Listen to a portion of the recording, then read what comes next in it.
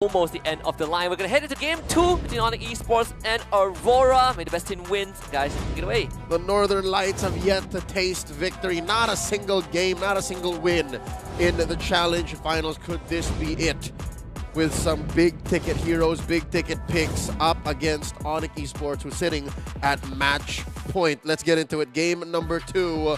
It all comes down to this. Will AURORA finally be able to say seize the win? Looking at the early rotations, Kyrie with this Hayabusa that clearly AURORA just allowed for him to get. Are they going to regret it? You know, it's a new game. We'll see how things play out because right now, the change in the draft for AURORA, picking up that Exoda, and I think they're not too worried about Hayabusa because the main target would have been Claude or would have been Valentina, but it's more difficult to get to them in the later stages of the game just because they're so mobile. Taking a look at emblems, nothing much really stands out. A lot of Blessing of the Wilderness, so a lot of mobility in the mid game. Plenty of rotations. Keyboy here down to a fifth of his health. Oh, getting pushed back, forced 2 flickers, and Keyboy able to still get out safe. Interesting, the use of that flicker. Something tells me AURORA felt they had it. AURORA thought they had it, but this is Keyboy. Something tells me he let through like a little mummy tape to survive with just a little bit more health like that. Yeah, but to be fair though, that was a brilliant 9,000 IQ move by Keyboy, popping 2 flickers right off the bat so early in the game. But I think, you know, nothing ventured, nothing gained, like I always say. Like you do always say. I can't wait for the next proverb. Renegade here, Sacred Hammer, hitting on the Kyrie. You know what? That XP lane investment, this pick on the hill, that we haven't seen it pay off just yet. Edward hasn't rotated out of this lane. Yeah, when you play Hilda, you really want to clear the lanes fast. We've seen how Flapteezy played it. We've seen how you know, Kirk played it as well. Get out of there. They're not in their lane at all. They're always proxying that wave and going into a lot of these team fights. But Keyboy catches Renegade. He's the first one to fall. Kyrie picks up that first blood along with the shadow kill, keep himself alive and well. That's a no-go. Non-starter. You can't even contest this turtle.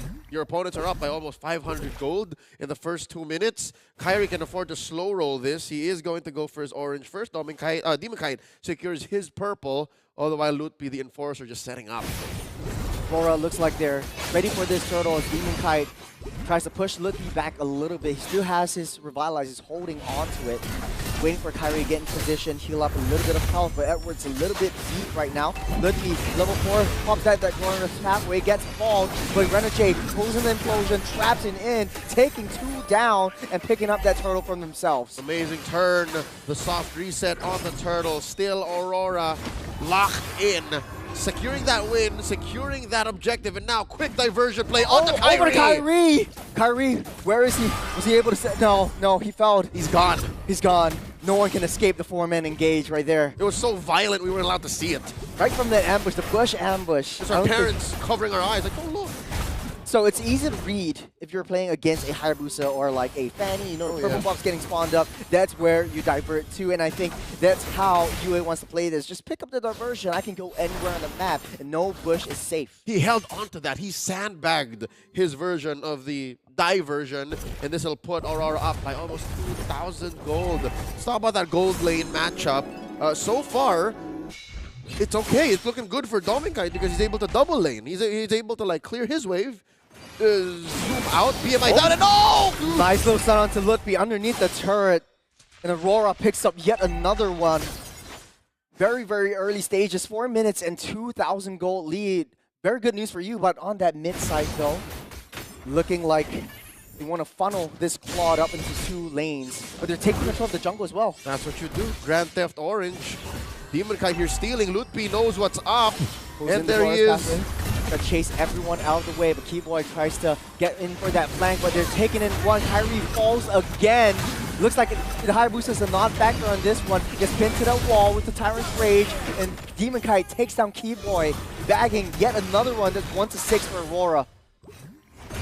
This is looking very similar to game number 1. I'd hate to be negative Ned, but you know, AURORA being in control is one thing, but then finishing the game and winning is another. AURORA taking that tier 2 in mid, now on the way to denying this purple away from Kyrie. Focusing fire on all these neutral objectives. make sure that Kyrie has a very, very bad time in his own jungle. Not enough farm. Take a look at itemizations. It does look like Kyrie's yet to build anything halfway towards a Hunter Strike, but that's going to take a while more. In that orange buff steal, Demon Kite decided to commit his retributions. He knows that ONIC eSports should not contest, and that leads to a free turtle for the Northern Lights. This does propel them up to 4,000 gold here, 5 minutes into game number 2. So again, it's looking good. The diversion setup here. Sans, where y'all taking them? Long bush down bottom. Aurora sees them coming. Edward, just a little tickle down the bottom side. They touch and they go. And ONIC eSports struggling to find any open targets to pick off. And then just like that, this opens up the other side of the map all the way. Renegade and Dominkite, clean take on tier 1. Up in that T1 top. That is looking pretty red in the 6th minute of the game as the diversion being held onto by UA yet again. Looking out for the next diversion. That's the definition of touch and go right there. If you mean by touch, ruin your objectives, and then go, meaning diversion off to the other corner. That's right. That's what you has been doing so far. 0, 0, and 5. Here for about 90% of all the kills that Aurora have scored, approaching the 5K gold lead. Is this a fight waiting to happen? Because Renegade and Yue, it looks like they might be setting up a nice diversion here. Oh, they're bringing Demon Kite with them. Oh yeah. Just waiting into that bush. Aurora knows, and they're waiting. They want to see where Kyrie is. There it is. Diversion onto the backside. Oh! Kibo actually misses Kyrie's range. That's the opportunity for Aurora to hit. Dude be able to narrowly escape death as Aurora picks up yet another neutral objective, pushing their economy up to 5,000. That is Kyrie's objective. That was the purple once again. Demon Kite guilty. Multiple counts of Grand Theft Purple. And just in time for the retribution to get reset. This last turtle has Aurora's name on it. This turtle might as well wear an Aurora jersey. Edward has dealt so much damage, topping the damage leaderboards as the next turtle is about to spawn up. Aurora looking right this high and try to ramp onto this aggression. They don't really need to contest for this turtle because they know that ONIC eSports is unable to reach it just in time. Yeah, no, and there's just not enough resources for ONIC to contest. You saw how Keyboy missed that last ult, that jump in their own side of the jungle. If mechanics can make up for it, sure, but we're at the point where lane for lane, ONIC is losing, so firepower is questionable. Follow-through is questionable. Everything is trivial for Aurora right now. They can just say, point and click, this is where we want to go, this is what we want to do. Even the orange ain't safe. Oh, man. We're going again. Glorious Pathway, last-ditch effort to try to save it, but the retribution will take it away. Demon Kite, yet another neutral objective. Kyrie still level 9. Demon Kite 3 levels ahead with 4 kills to his name. What can ONIC do? You're down 5 kills. You're down 6,000 gold. What is the play here? You mentioned, you forgot to mention the most important part, is you're down 4 turrets. Down 4 turrets too. The map has been dealt permanent damage by Aurora. So what I'll tell you now is step 1, protect as much of the turrets as you can. Protect your holy shields up top. But that's going to be easier said than done because look, such a lot of pressure Aurora's putting on this bottom lane tier 2. Yeah, you have someone so mobile like the Claude, but diversion play. 3 members try to sandwich onto Dominkite. They find him, but that's a lot of damage onto Kyrie. The Blazing Duet will make its mark count. This Tyrant's Rage onto Keyboy in the bush. Dear God! 4 members down. Severo narrowly escapes death, popping a flicker, making it a wipeout as Aurora clears this one out. Looking to clean things up early. All right, Yue luckily had a flicker. A wipeout at 8.5 minutes. Aurora are feeling themselves. This is, it's 30 seconds to the next Lord. Not as good of a conversion as you would look for, but look at how they punished ONIC eSports for diverting themselves into that bush, canceling it, and then pincer maneuvering. This is what I was talking about. Not enough firepower, not enough defensive power to even survive a play like that. It was all in. Get another fight. Lut be able to escape death. They're knocked out by Keyboy, but no ulti. Just as of yet, and Aurora take down yet another big resource for ONIC eSports. Again, Kyrie really struggling in this game. That answers the question. Let's just give out that Hayabusa. Or nothing. It was all in or nothing. And yes, 9.5 minutes later, we do get the answer to my question. Will Aurora regret giving ONIC eSports the Hayabusa? So far, the answer is no. So far, yeah, he's not doing anything. It's feast or famine, and it's currently famine. There's nothing. Down? Oh, did he get it? For the first time he did. All right, for the first time in like 2 minutes. The first time in like 7 minutes. He's only got like the first 2 purple buffs, and then Aurora just living rent-free in ONIC eSports' jungle, looking to go grab. That is something they want to stay on your stock charts. Aurora, so close to everything that ONIC eSports would like to call theirs. They're so close to the personal space of all the cores of ONIC eSports. They know exactly what shade of blonde Kyrie is right now. You like that, huh? I do.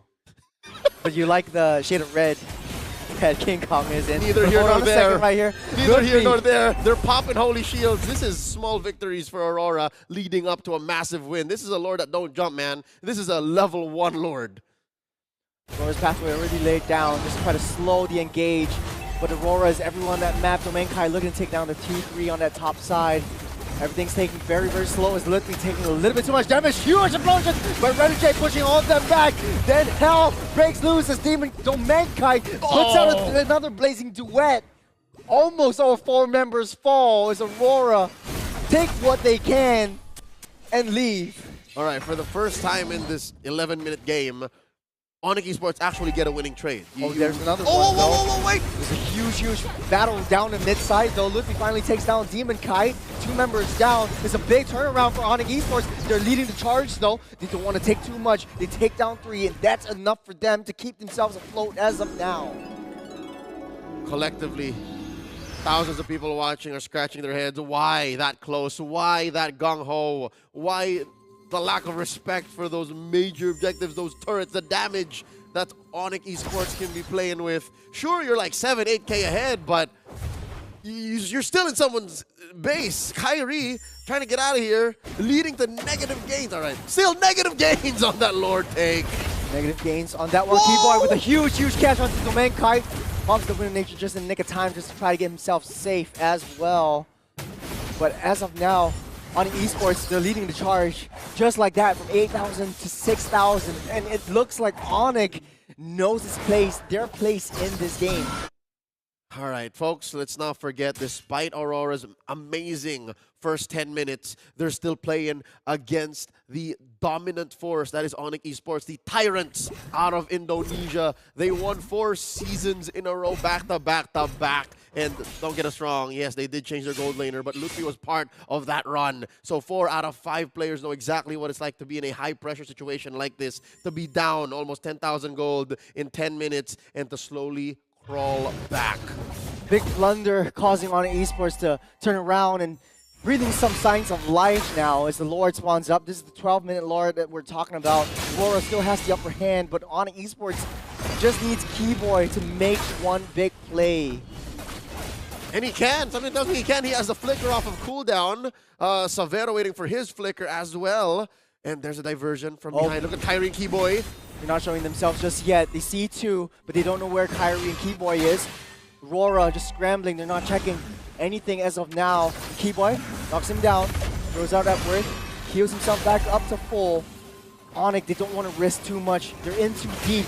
Luffy to start things off, but Edward trying to lock out all exits. Demon Kai, easy Lord take on this one. ONIC eSports, they don't want to waste any more resources. All right. They knew they were going to lose that Lord take, but I don't know if they well orchestrated that fat wave down bottom and that push in mid. Slowly but surely, ONIC eSports are now making a dent on the map. So, slow and steady, baby steps. This is how they won game number 1. I don't know if history's going to repeat themselves. Not so soon, not so quick, but so far, Aurora back in control, back in the driver's seat. It's a much smaller lead now. We're looking at about 5,000, 6,000. But every minute this game goes a little longer, ONIC eSports' comeback is going to be all the more a reality. Can Aurora stay in control? Can Aurora do this, but with a little bit more finesse? Lord making a charge down mid. Aurora's pathway already laid down. They made a mark. Keyboy with a huge jump onto Domenkai. They're looking to make it a mark. The SOD goes wide though. They want to take down that Lord. They don't want to risk too much. Renegade still holding on to that explosion after all that fight. Anyone who's watching Domenkai all sighed a breath of relief because he was about an inch away from getting hit by an SOD and sent down. to his base for a respawn. That was a clutch dodge, but all right, so far so good. Aurora, successful siege, didn't end the game, but at least did not give anything over to ONIC. They're now looking at a 6,000 goal lead for sure as they reset, recover, regroup for this next Lord. We're seeping into the late game. Keyboy's hitting the right targets. Domain Kite has a big red mark on his back, and Keyboy's always looking for it. And ONIC eSports has every bit of opportunity to turn this around like they did in game number 1. Seems like deja vu to me.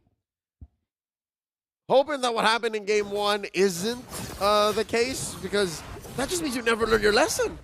So the way that Aurora are playing now looks a little safer, looks a little more deliberate. You know, they're keeping it close to their chest. The only real streak that we're looking at is on Demon Kite. They have to figure that out. I swear to God, I hope this doesn't happen in FPL. But you're looking at a lead that's also on Edward. If they shut down Edward, then they're losing more than just a ward. They're losing a good amount of peel, and one of the reasons why Savero can't just go in. He's a legit threat to Savero. You know, it's not that Aurora can't close things out, but it's Savero and Sans who likes these congregations of people coming into their base. They just need to free hit, spam their skills from that backside, these gatherings, these, you know, coagulations of red blood cells. I don't know where I'm going with this. You can put the thesaurus away. You can put it away, dude. But as of now, 2 seconds till Lord spawns up. Does look like ONIC eSports desperately need this. It's not the 18-minute Lord yet. It's not the Evolved Lord. But Aurora still has the upper hand. They had the upper hand for a long, long while. But they desperately need to try to clear things out, especially in the base. So they did take care of that long lane. They sent over that fat wave, and they're using the Lord as a bait. They're threatening ONIC eSports. Hey, if you're not going to do anything about this, we're going to get another Lord. What are you going to do, Lutpi? Now, San sending over a fake diversion. No one home. Edward spotted it. And just like that, they have to pay attention to Savero. Savero's doing what Dominic was doing in game 1. So the long wave. Don't need to bother him. Keyboy catches. Makes a stun. UA down low, forced to pop a flicker.